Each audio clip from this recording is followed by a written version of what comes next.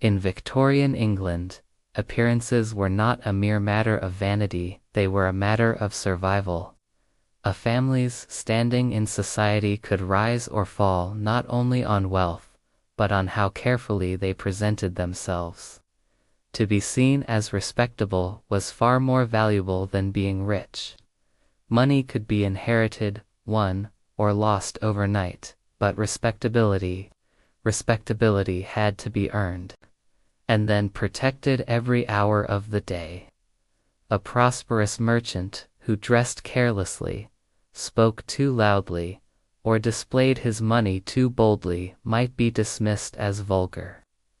Meanwhile, a modest clergyman's daughter, if she carried herself with quiet dignity and lived by society's codes, could be welcomed into drawing rooms that the merchant's wife would never see. In this way, appearance, graceful manners, refined speech, controlled gestures, was a kind of invisible currency, exchanged daily in parlors, theaters, and churches. Clothing as a language.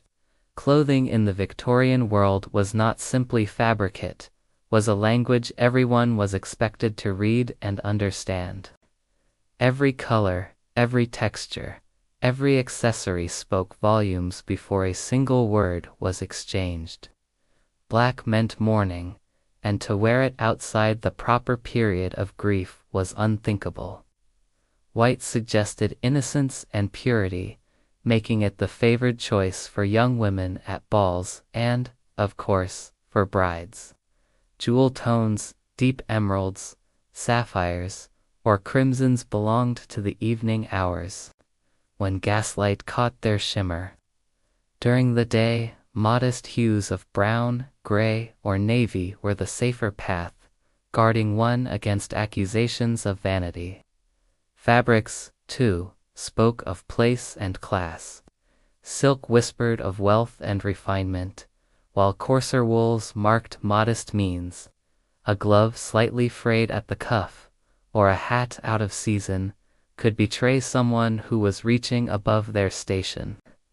Even accessories carried unspoken weight. A gentleman's watch chain suggested reliability. A lady's parasol proclaimed her refinement, and the way one held a fan could hint ever so carefully at romantic intentions.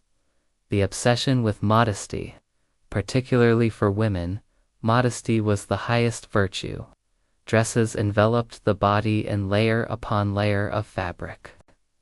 High collars shielded the throat, long sleeves the arms, and skirts fell to the ground, sometimes so wide that women glided through rooms like ships under full sail. To show even a glimpse of ankle could draw whispers, and to wear a dress considered too tight was to risk being labeled indecent. Yet modesty was not only a matter of clothing, it was a posture, a tone of voice, a way of moving. A proper Victorian lady never laughed too loudly, never gestured too broadly, never walked unchaperoned through public streets. She sat with hands folded, her eyes lowered just enough to suggest humility, but raised at just the right moment to show attentiveness. Instruction manuals offered endless advice on how a woman should carry herself, for her modesty was seen not only as her own virtue, but as the honor of her entire family. Grooming expectations for men. If women were judged on modesty, men were judged on polish. A Victorian gentleman's appearance was a constant performance of self-control. His boots had to gleam so brightly that they reflected the gas lamps of the street. His sideburns or beard had to be trimmed with care too wild, and he seemed unkempt. Too extravagant, and he risked appearing vain or eccentric. Above all, no man was properly dressed without a hat. The hat was a kind of social armor, worn in the street, in carriages, on promenades. Knowing when to remove it before a lady, in church, upon entering a drawing-room was a test of true gentlemanly manners. And then there was the walking stick, the watch chain. the umbrella weech, small object quietly testifying to order, to preparedness, to a life arranged with discipline. In the Victorian world, the way to people met was never left to chance. A gentleman could not simply walk up to a lady in the park and begin speaking to her. A young woman could not introduce herself to a stranger, no matter how well she wished to be known. Every meeting, every first word, had to be carefully orchestrated through a third party. This was the strict rule of introductions. One did not speak without being spoken for. A mutual acquaintance, a trusted friend, or a family member served as the bridge between strangers. Without such a formal introduction, even a polite greeting could be considered bold, or worse, scandalous. Respectability meant that boundaries were preserved, and that familiarity was never assumed. Correct forms of address. Once introduced, the words chosen carried their own weight. Every man was sir, every woman madam, unless closer acquaintance permitted something warmer. Young unmarried women were miss, always linked with their surname. To call someone by their first name too soon was considered impertinent, a presumption of intimacy that could cause raised eyebrows. Even within families, hierarchies were carefully observed. A child might call his father sir, and his mother ma'am. Servants addressed their employers with strict formality, never by given name, and a gentleman addressing a lady was expected to tread with particular care, his tone respectful, his words restrained. Language itself became a form of etiquette, shaping every interaction into a careful dance of deference and dignity. Bowing, curtsying, and handshakes. Body language, too, was bound by rules. A gentleman bowed as a sign of respect. The depth of his bow might vary, slighter for casual acquaintances, deeper for someone of higher rank.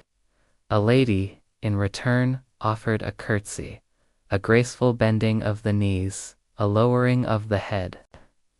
These gestures were not flamboyant displays, but quiet affirmations of respectability, performed with poise and restraint. The handshake, so common today, was treated with more caution in Victorian society. Between men, it could be acceptable, firm, brief, businesslike.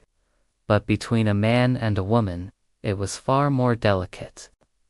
Some etiquette books even warned against it entirely, unless the lady herself extended her hand. To reach out uninvited was to overstep, to presume too much familiarity. Even a gesture as small as this could mark the difference between propriety and scandal. The calling card culture. Perhaps nothing illustrates the importance of introductions better than the calling card.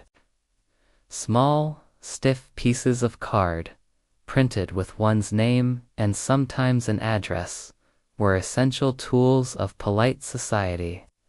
To pay a call was not simply to knock on a door, it was to leave a card upon a silver tray in the hallway. A card delivered signaled respect, acknowledgement, or the desire to cultivate an acquaintance.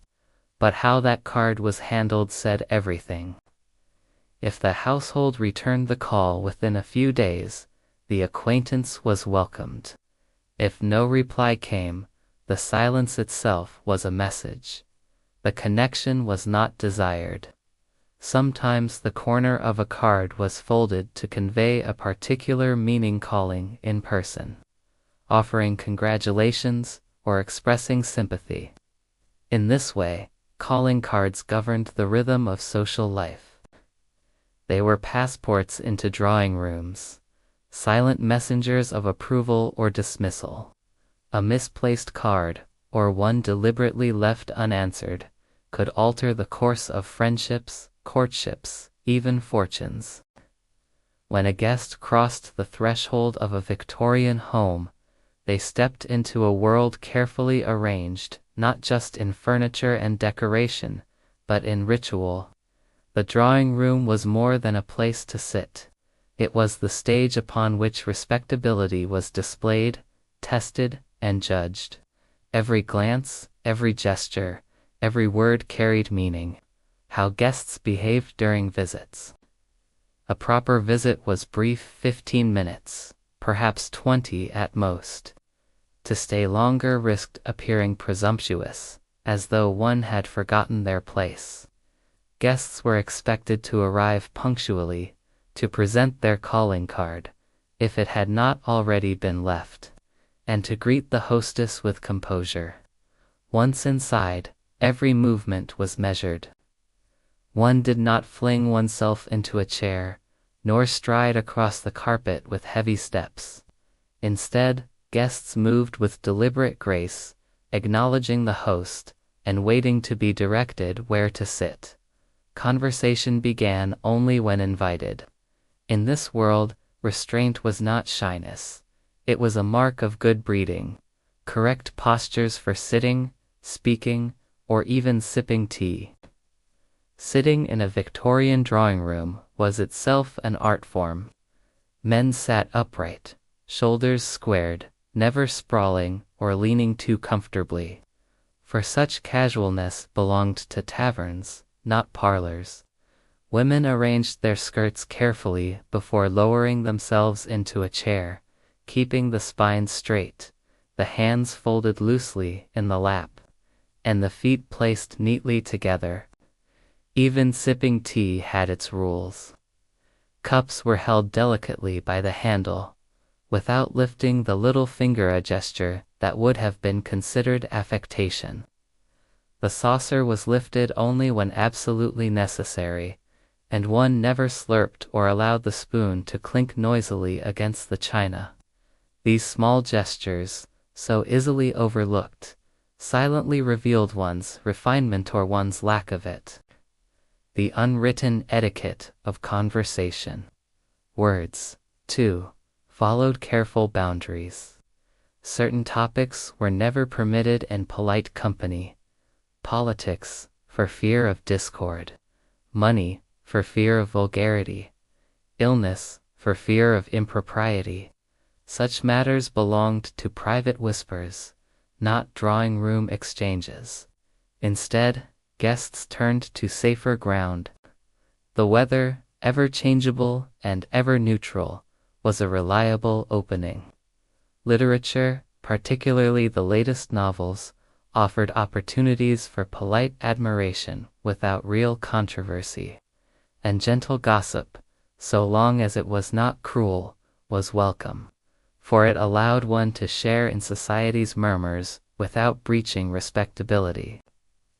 The true art of conversation was not to dazzle, but to reassure. Not to challenge, but to soothe. The art of polite boredom. Yet beneath the surface, many visits were dull. The same topics, the same exchanges, the same delicate balancing of words and gestures. But Victorians were expected to endure such tedium with perfect composure. To yawn, to glance restlessly at the clock, to show impatience, these would have been unforgivable breaches of decorum. Instead, the skill lay in appearing engaged while the mind wandered elsewhere.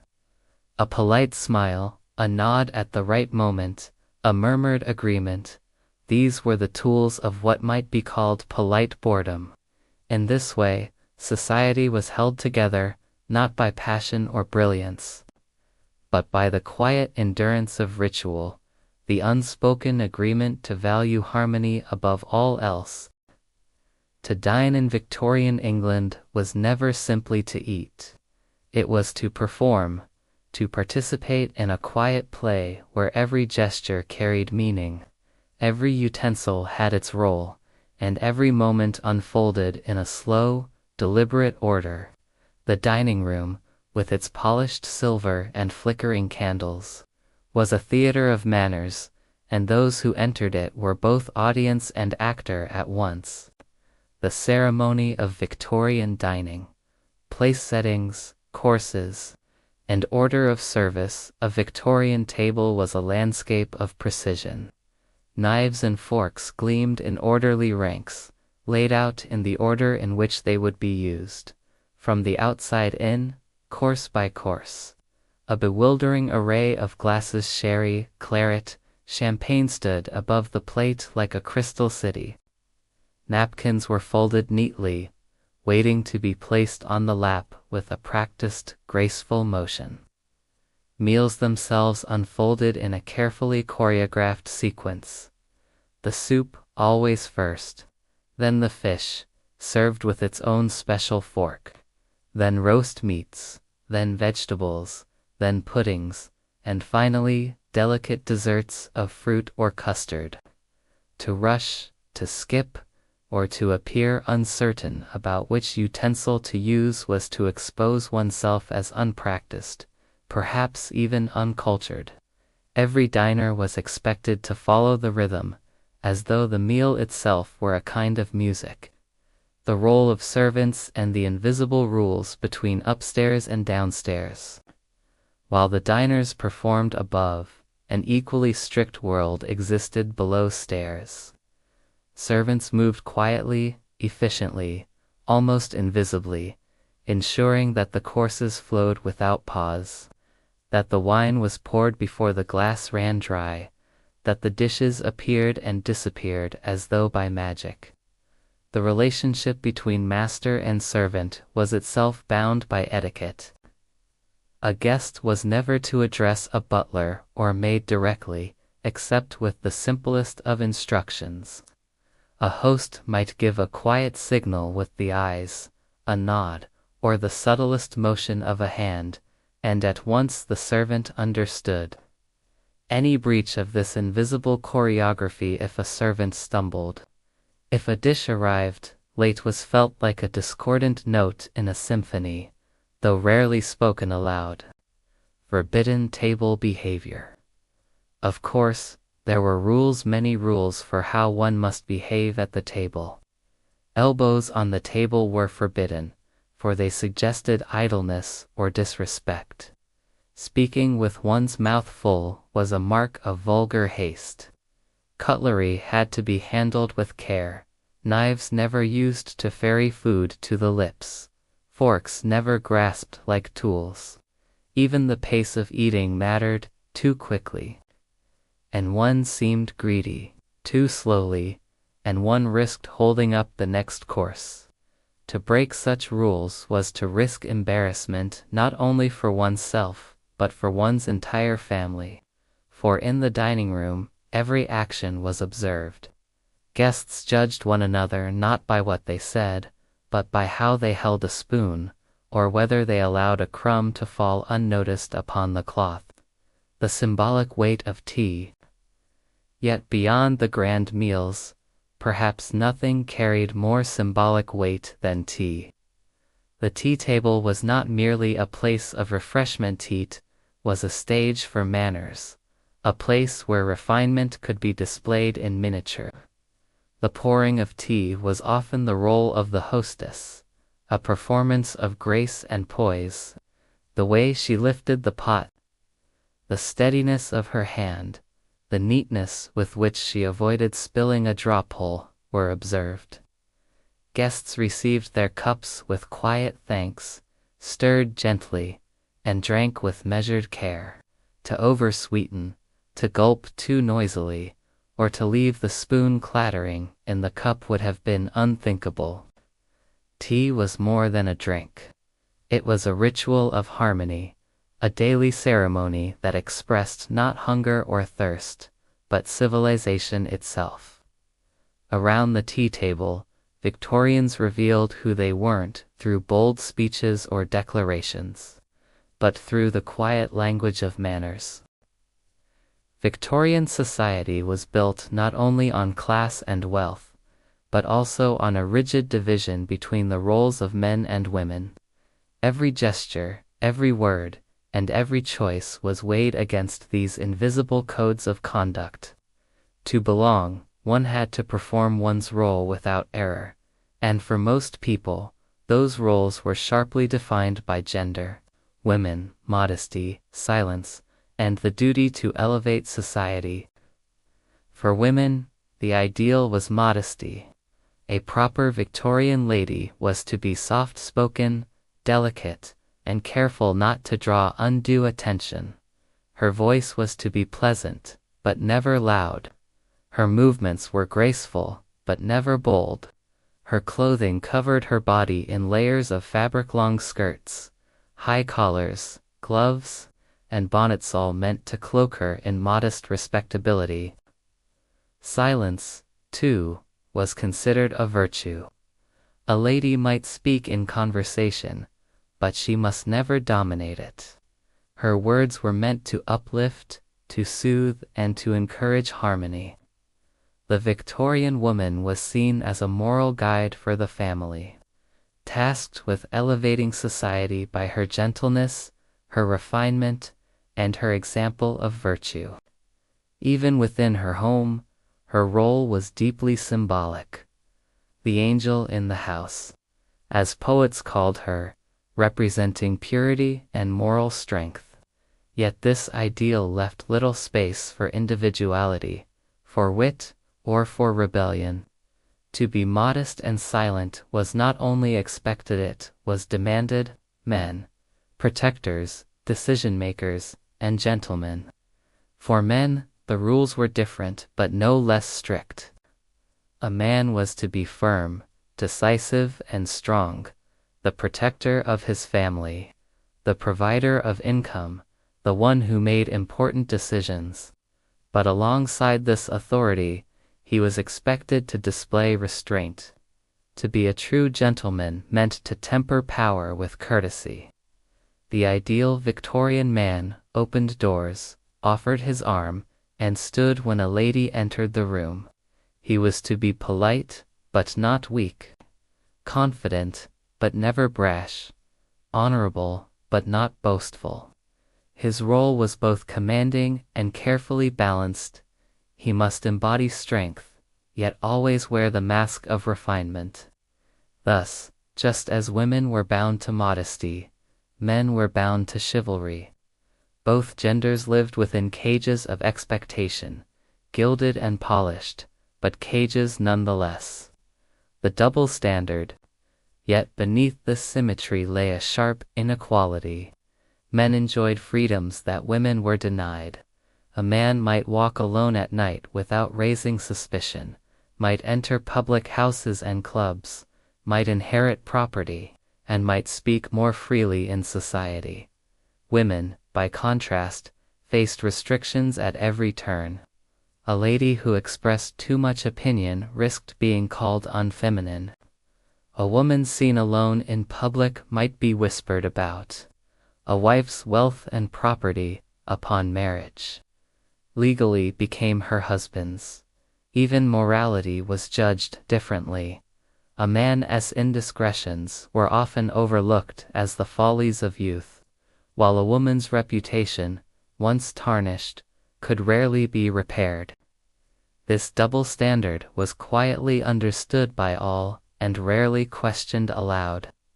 It was one of the most enduring truths of Victorian society that respectability demanded more of women, while granting more freedom to men. In Victorian England, romance was far less spontaneous than we might imagine today. Courtship was a ritualized dance, choreographed by society's strict rules, in which every glance, gesture, and word was laden with meaning. To navigate it successfully required not only affection but patience, discretion, and knowledge of countless unspoken codes. The ritualized dance of Victorian romance.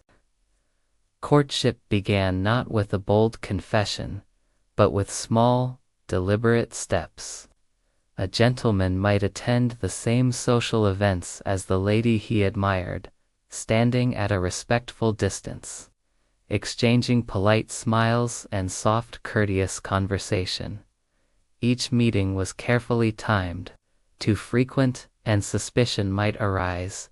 Too rare, and interest could be questioned. This dance was observed and guided by society. Family members, friends, and acquaintances all played a role, subtly watching, judging, and approving or disapproving each interaction. Every move was measured, every gesture performed as if under the gaze of invisible eyes. The etiquette of letters, walks, and secret codes. Letter writing was perhaps the most important tool of courtship. A handwritten note could express affection, admiration, or intent, but it had to be composed with precision. Too direct, and it risked scandal. Too vague, and it suggested disinterest. Every flourish of ink, every carefully chosen phrase, carried weight. Walks, always chaperoned, offered another delicate opportunity. Couples might stroll together under the watchful eye of a family member, conversing quietly, practicing the measured gestures and polite attentions society demanded. Fans and flowers became secret instruments of communication. A lady's fan could signal interest or demure refusal. A carefully chosen flower, its color, type, or arrangement, could convey emotions that words were not permitted to express. To the untrained eye, these objects were simply decoration, but to the socially aware, they spoke volumes. Engagements as family contracts. Marriage in the Victorian era was rarely purely the matter of individual desire. Families were deeply involved, and engagements often functioned as contracts as much as personal commitments. Wealth, social rank, and family connections were scrutinized alongside personal compatibility. A gentleman might seek approval from the lady's father. A young woman might receive advice from her mother or a close relative. Letters and visits were carefully orchestrated to secure consent from all parties. Romantic whim, while not entirely absent, was always tempered by duty, propriety, and the social implications of the match. The elaborate expectations of weddings. When engagement culminated in marriage, the ceremony itself became a stage for society's rules. Brides were expected to wear modest white dresses and veils, displaying purity and decorum. Grooms had to appear dignified, restrained, yet confident. Guests were selected carefully, and even the smallest details from the arrangement of flowers to the order of procession were bound by etiquette. What was acceptable was dictated by precedent. Certain colors, behaviors, or even modes of travel could be deemed inappropriate. Guests and families alike observed each moment, silently approving or noting breaches. The wedding, like the courtship, was both a personal milestone and a public performance, reflecting not only the couple's virtues but the honor of their families. In Victorian society, life outside the home was not casual. Every outing, whether to a park, carriage ride, theater, or lecture hall, was an opportunity to display refinement and social knowledge. Public spaces were stages where manners, gestures, and even the choice of presents conveyed messages about one's status and upbringing. Conduct in public spaces. Carriages were more than transportation. They were symbols of social rank. Who rode in which carriage, with whom, and at what hour could signal wealth and influence. Promenades along city streets or park pathways became carefully orchestrated opportunities to be seen while also observing others. Gentlemen tipped hats just so, and ladies curtsied with precision, each movement signaling awareness and propriety. Theaters, parks, and opera houses were not spaces for casual behavior. Posture, attention, and even eye contact were carefully measured. Speaking too loudly, fidgeting, or showing impatience could draw disapproval or gossip. The public world demanded a performance of calm, elegance, and restraint. Proper conduct at church, opera, or public lectures. Religious services, lectures, and musical performances were arenas of ritualized decorum. At church, one knelt, rose, and maintained silence at precise moments. At the opera or a lecture, applause was restrained, posture upright, and expressions of interest subtle. These behaviors were not merely personal, they demonstrated knowledge of social norms and respect for the collective experience.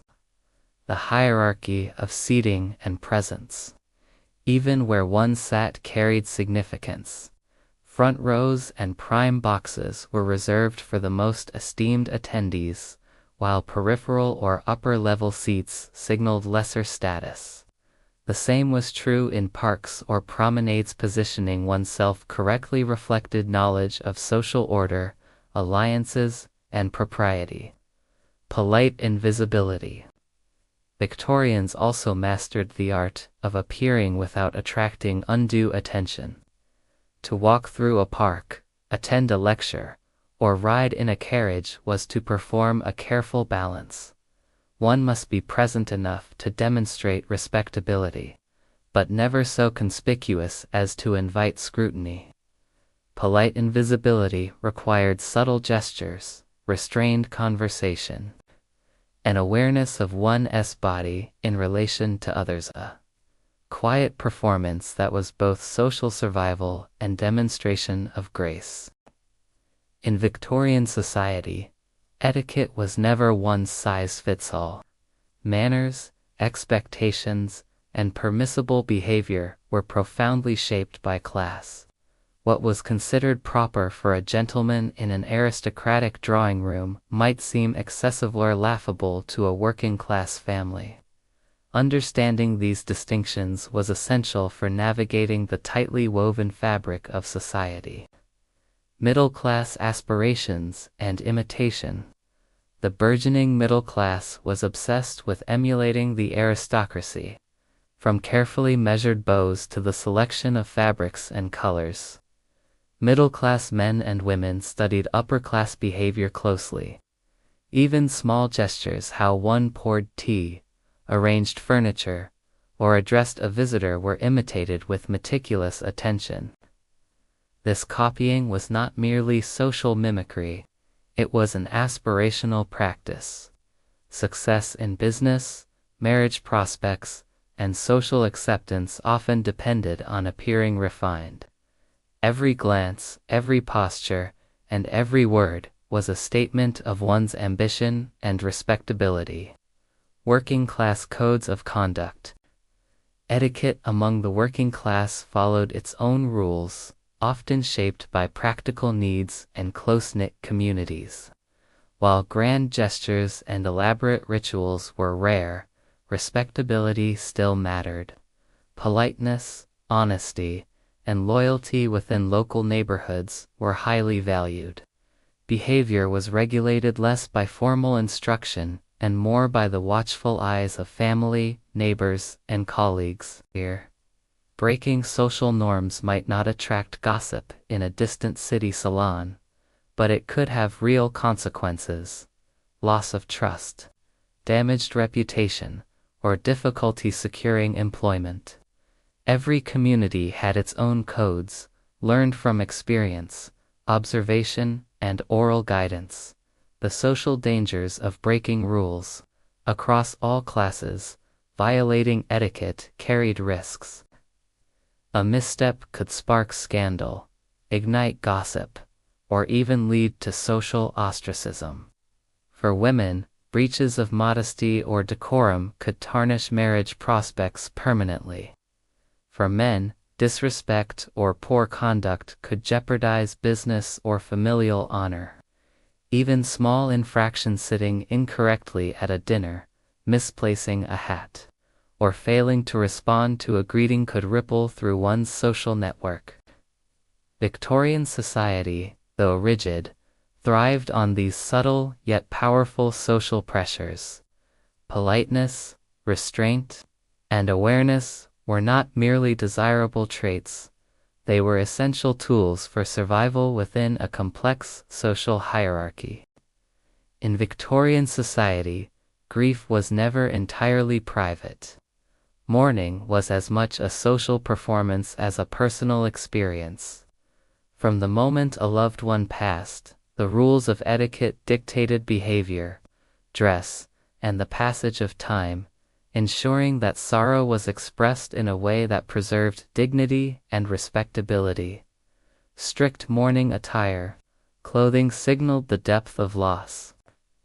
Widows often wore full black dresses, veils that obscured the face, and armbands or gloves to mark their status. Men, too, followed rules. Black suits, armbands, and subdued accessories were expected. Every fold, fabric choice, and accessory communicated adherence to social expectation. Even subtle deviations could invite whispers or judgments. Rules of mourning duration. How long one mourned depended on the relationship to the deceased. A widow might observe 2 or 3 years of strict mourning, while other family members followed shorter periods. The stages of mourning from deep grief to half-mourning and eventual return to social life were carefully timed and observed by peers. Missteps could suggest emotional callousness or impropriety. Mourning as a performance of respectability. Mourning extended beyond dress. Behavior, speech, and presence in society were all regulated. A widow might avoid public entertainment, limit conversation, and maintain a solemn demeanor. Even attending a social event required subtle balancing, showing respect for the deceased, while gradually reintegrating into society. Grief was as much a display of character as it was a personal journey. The booming industry of mourning. The strict rules of mourning also fueled a remarkable industry. Jewelry crafted from hair, specialized mourning dresses, veils, and printed etiquette manuals guided the bereaved in navigating these complex rituals. Shops dedicated entire sections to mourning goods, offering designs, fabrics, and accessories suitable for every stage of sorrow. Mourning became both a deeply personal ritual and a structured, observable performance of social decorum. Alright, class dismissed. You've just finished your lesson on Victorian England, and you're ready for a break. But before you go, don't forget to turn in your homework to Mizuyu History. Oh wait, you haven't done it yet. Well, here's a quick review to get you up to speed. When you think of Victorian England, what comes to mind? Perhaps images of Queen Victoria's long skirt and fussy does, Charles Dickens's Oliver Twist, or a bustling London street scene. Victorian England, known for its rigid social structure and decorum, is often remembered for its strict rules of etiquette and carefully crafted performances of good manners. But was life in this era really that proper and polite? Well, while Victorian society prided itself on structure, decorum, and careful social performance, not everyone conformed. From artists to activists, certain individuals and groups quietly, or sometimes boldly challenged the rigid rules that governed everyday life. Their choices marked the first cracks in the seemingly unyielding edifice of etiquette. Writers, artists, and bohemians. In cities like London and Paris, writers, painters, and musicians created worlds where ordinary social rules were less important than creativity. Bohemian enclaves welcomed eccentric dress, unconventional conversation, and artistic freedom, though often viewed with suspicion or amusement by mainstream society.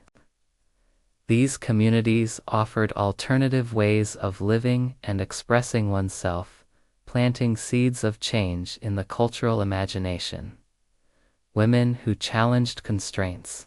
Not all women accepted the strictures that defined modesty, silence, and domesticity. Early suffragists, reformers, and intellectuals began asserting their voices in public and private spheres alike. They wrote pamphlets, attended lectures, and organized societies, subtly, and sometimes overtly, questioning the restrictions imposed on their gender. Their courage laid the foundation for later waves of social and political change. Gentlemen who embraced eccentricity. Some men, too, quietly defied expectation. They wore unconventional clothing, adopted new hobbies, or expressed opinions outside the polite discourse of their peers. Though occasionally ridiculed, these gentlemen demonstrated that adherence to etiquette could be flexible, and that individuality could coexist with social standing. In reality, then, despite its reputation for rigid etiquette, Victorian England was a time of subtle, and sometimes not so subtle challenges to the status quo. Artists, writers, and activists, both men and women, pushed the boundaries of what was considered proper and polite, paving the way for future generations to do the same. So what's the biggest takeaway here? Don't judge an era solely by its reputation. Dig deeper, and you might be surprised by what you find. And with that, class is back in session. How well did you pay attention? Let's test your knowledge with a quick quiz. Question 1. What type of people were most likely to be found in Bohemian enclaves? A. Politicians. B. Artists. C. Farmers. D. Factory workers. Question 2. What was one way that women began to challenge the constraints placed upon them during the Victorian era? A. By becoming artists. B. By starting suffrage movements. C. By embracing unconventional fashion. D. All of the above. Question 3. How did some men resist the strictures of Victorian etiquette? By adopting unusual hobbies and clothing. And now for the answers. The answer to question 1 is B. Artists. These alternative communities were hubs for writers, painters, and musicians who valued creativity over strict adherence to etiquette. The answer to question 2 is D. All of the above. Women found various ways to defy expectations, including artistic expression, the suffrage movement, and even fashion choices. The answer to question 3 is A. By adopting unusual hobbies and clothing. Some men chose to embrace eccentricity as a form of quiet rebellion. How did you do? Share your score in the comments. And remember, you can always come back to review and learn more about incredible people and pivotal moments in history. So keep exploring and stay curious. Thanks for watching.